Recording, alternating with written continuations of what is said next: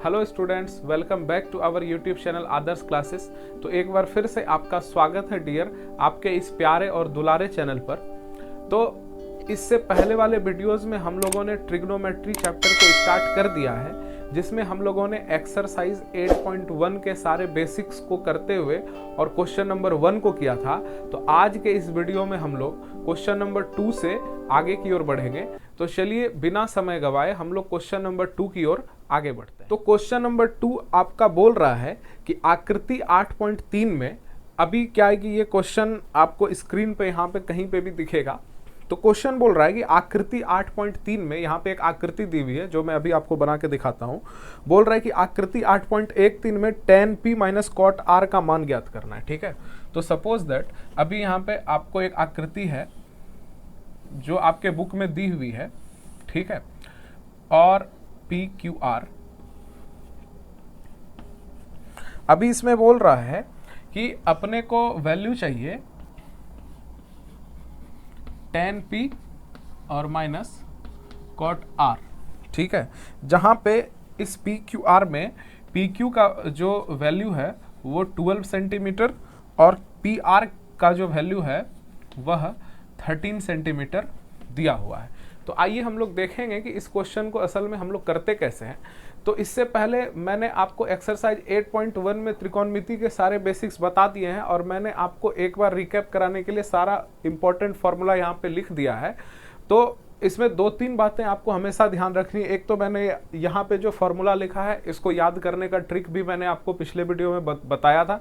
तो सबसे पहले अगर आप त्रिकोणमिति शुरू कर रहे हैं और आप त्रिकोणमिति के बेसिक को नहीं जानते हैं, तो इससे पहले वाले वीडियो में मैंने इस चैप्टर के और इस शुरुआती एक्सरसाइज के सारे बेसिक्स को कराया है। तो आप पहले इस वीडियो को शुरू करने से पहले जितने भी बेसिक्स हैं, यानी कि जो मेरी इससे पहले पुरानी वाली वीडियो है, आप पहले उसको देख लें जो आपको यहाँ पे आई बटन में दिख रहा होगा। तो सबसे पहले आप उस पुराने वीडियो को देखें और फिर ही आप इस वीडियो को आगे कंटिन्यू करें। तो आइए अभी जो भी जरूरत होगा उसको हम लोग यहाँ से अप्लाई करेंगे और देखेंगे। तो यहाँ पे क्वेश्चन बोल रहा है डियर कि एक आपको त्रिभुज दी हुई है जो समकोण त्रिभुज है, जिसका कोण Q समकोण है, ठीक है, जिसमें PQ की वैल्यू है 12 सेंटीमीटर और PR की वैल्यू है 13 सेंटीमीटर।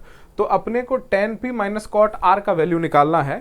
तो अपन सीधा सीधा जानते हैं कि tan P का जो फॉर्मूला होता है वो होता है लंब बटा आधार।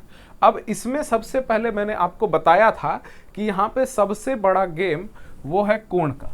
ठीक है, तो त्रिकोणमिति में हम लोग कोण के हिसाब से ही भुजा को लेते हैं। त्रिकोणमिति कोण और भुजा के संबंध को ही बताता है। ठीक है, तो आप यहाँ देखो tan के साथ कोण क्या है P और cot के साथ कोण क्या है R। ठीक है, तो हम लोग यहाँ पे मैंने आपको पिछले वीडियो में बताया था कि जिस कोण की चर्चा हो रही है, अगर यहाँ पे कोण P की चर्चा हो रही है तो इसके सामने वाला जो भुजा है वही लंब हो जाता है। ठीक है, और जो सबसे जो बड़ी भुजा होती है वो कर्ण होती है, और किसी भी त्रिभुज में कर्ण कभी भी नहीं बदलता है, बदलेगा सिर्फ 2 चीज, एक लंब और एक आधार। जैसे कि अगर आप यहाँ देखोगे, इस जगह पे मैंने कोण P का चर्चा किया था। अब आप यहाँ देखो PQR फिर से सेम त्रिभुज में, लेकिन इस बार कौन से कोण का चर्चा हो रहा है, कोण R का। तो इसलिए हम लोग कोण R के सामने वाले भुजा यानी PQ को हम लोगों ने क्या लिया है, लंब लिया है। तो अगर आपका ये कॉन्सेप्ट क्लियर है तो ये क्वेश्चन कहीं भी रुकने वाला नहीं है। तो अभी इसी कॉन्सेप्ट को हम लोग यहाँ पे अप्लाई करेंगे। तो पहले आप देखो tan P का फॉर्मूला क्या होता है, लंब बटा आधार। तो इस जगह पे हम लोगों को लगाना है लंब बटा आधार। और cot का यहाँ पे देखो आप फॉर्मूला क्या होता है, आधार बटे लंब, आधार बटा लंब। ठीक है, अच्छा अब यहाँ पे देखने वाली बात है कि यहाँ पे किस कोण का चर्चा हो रहा है, P का। तो आप यहाँ पे देखो कि tan P इस कोण का चर्चा हो रहा है, तो इसके सामने वाली जो भुजा है QR, ये क्या हो जाएगा, ये हमारे लिए लंब का काम करेगा और यहाँ पे लंब ही चाहिए। तो इस लंब का नाम आप लिख लो, इसका नाम है QR। ठीक है, और उसके बाद आधार। अगर ये परपेंडिकुलर यानी कि लंब हो गया तो इसमें आधार कौन होगा, PQ। ठीक है, तो इस जगह हो गया PQ माइनस, अब फिर से cot R आप यहाँ पे देखो, इस बार चर्चा हो रहा है कोण R का। ठीक है, तो आप यहां पे देखो आर कोण यहां है, तो इसके सामने वाली जो भुजा है वो क्या हो जाएगी, लंब हो जाएगी। लेकिन यहां पे अभी तो अपने को आधार चाहिए, तो अगर ये भुजा लंब हो गई तो ये भुजा क्या हो, आधार। इसलिए सबसे पहले हम लोग क्या लेंगे, क्यू आर और बटा यहां पे लंब का मान कितना है, अभी आप देखो अगर ये आधार हो गया तो ये लंब कितना हो जाएगा, पी क्यू। किसके लिए, कोण आर के लिए। कोण आर के लिए लंब क्या होगा, पी क्यू। तो हम लोग यहाँ पे पी क्यू रख देंगे, ठीक है। अब सबसे बड़ी बात है कि अपने पास क्यू आर का मान तो है ही नहीं, है ना। यहाँ पे पी क्यू और पी क्यू का वैल्यू तो अपने पास है, लेकिन क्यू आर का वैल्यू यहाँ पर नहीं है। तो सबसे यहाँ पे 8.1 में हम लोग जितने भी क्वेश्चन करेंगे, इसमें कब, कहाँ और कैसे पाइथागोरस प्रमेय लगेगा ये हमको और आपको पता भी नहीं चलेगा, ठीक है। तो हर जगह पे पाइथागोरस प्रमेय अप्लाई होगा, ठीक है। तो पाइथागोरस प्रमेय कहता है कि जो सबसे बड़ी भुजा यानी कर्ण का वर्ग जो है वह शेष दो भुजा यानी कि लंब और आधार के वर्ग के योग के बराबर होता है। इसको याद रखेंगे और ये सारे फॉर्मूला और ये बेसिक्स अगर हमको ध्यान में रहेगा तो एनसीईआरटी तो छोड़ दो, ठीक है, जितने भी बुक्स हैं कोई भी बुक्स उठा लो और उसके कोई भी बेसिक्स से लेके कितने भी टफ लेवल के क्वेश्चन है आप कर लो, अगर आपके माइंड में ये बेसिक होगा तो एक भी क्वेश्चन आपसे छूटेगा नहीं, ठीक है। तो आइए यहाँ पे देखते हैं। सबसे पहले हम लोगों को क्यू आर निकालना है, तो उसके लिए हम लोग लगाएंगे पाइथागोरस प्रमेय। और पाइथागोरस प्रमेय कहता है कि कर्ण, यहाँ पे कर्ण का वर्ग उसके शेष दो भुजा के, ठीक है, शेष दो भुजा क्या हो गया, लंब और आधार, शेष दो भुजा के वर्ग के योग के बराबर होता है, ठीक है।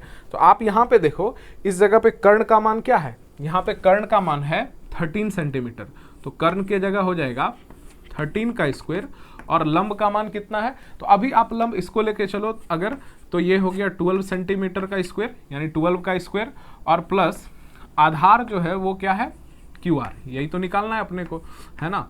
तो क्यू आर का स्क्वायर, अच्छा 13 का स्क्वायर होता है 169, ठीक है, एक स्टेप मैं यहाँ से स्किप कर रहा हूँ। और 12 का स्क्वायर होता है 144 और 144 प्लस में है इधर, और जब हम इक्वल टू के इधर लाएंगे तो ये किस में चेंज हो जाएगा, माइनस में। 144 और इक्वल टू है क्यू आर स्क्वायर। अब देखो 169 में 144 को सब्ट्रैक्ट करेंगे तो ये हो जाएगा 25 और equal to Q R square.